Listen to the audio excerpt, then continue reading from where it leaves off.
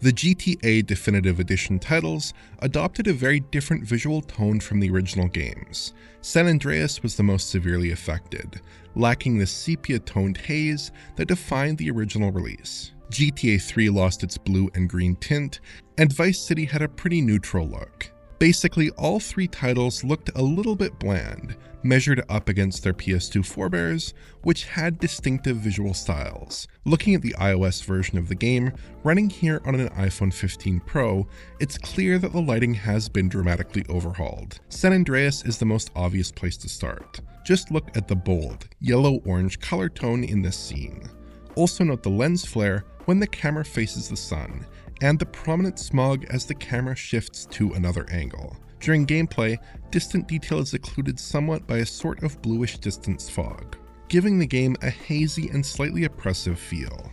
If we go back to PS2, here represented fairly faithfully but in high-resolution form in the PS2 Classics emulation on PS4, we tend to see very similar looking effects.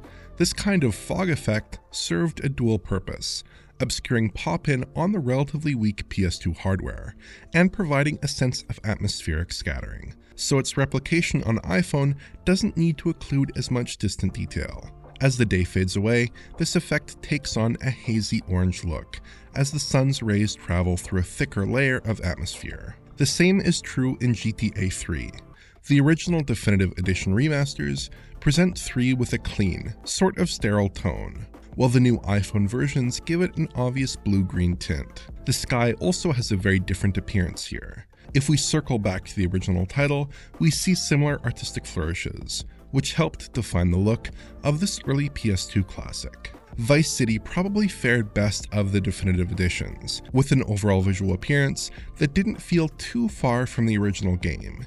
Even still, there are some changes, like how the sun takes on a vibrant, overwhelming look at sunrise. It does vary a little from the original, but I think it gives the game that sun-baked Miami look that the original title tried to achieve.